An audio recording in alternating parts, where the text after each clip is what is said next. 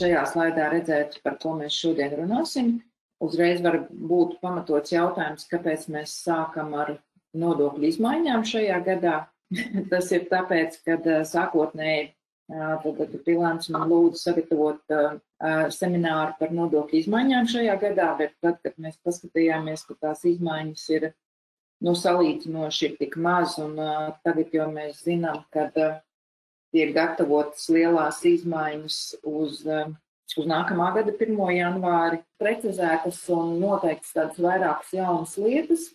Pirmām kārtām tad ir, ka darba devējs ziņas par darbinieku statusu iegūšanu vai zaudēšanu nevarēs sniegt ātrāk kā mēnesi pirms izmaiņu dienas, ka nepārsniedz šos 10%, jo ja tas pārsniedz, tad mums veidojas ar nodokli arī apliekamā daļa.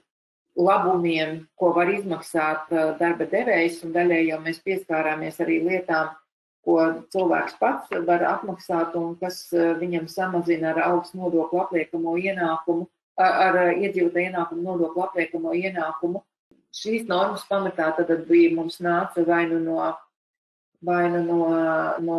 8. panta vai no 10. panta, kas attiecās uz fiziskās personas pašas veiktajām iemaksām. Tas ir jāatcerās no šiem ministra kabineta noteikumiem, kad, ja darba braucienu gadījumā darbiniekam ir iespējams atgriezties dzīvesvietā tās pašas diennakts laikā, kurā darba brauciens ir sācies un viņam tiek nodrošināta normatīvos aktos noteiktā darba un atpūtas režīma ievērošana, tad tajos gadījumos dienas naudas par darba braucienu dienu netiek izmaksātas.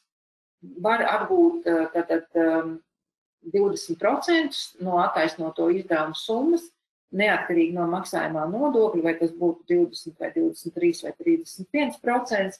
Ja dāvanas saņēmējs un dāvanas devējs ir radniecībā vai radniecībā līdz 3. pakāpei vai laulībā, tad tās vienmēr būs neapliekams. Tad māti, tad vecāki bērniem, bērni vecākiem, vecvecākiem, brāļiem, māsām, tad var tikt dāvinātas dāvanas, un tās vienmēr būs neapliekamas, un tur nav nekādu summu ierobežojumi.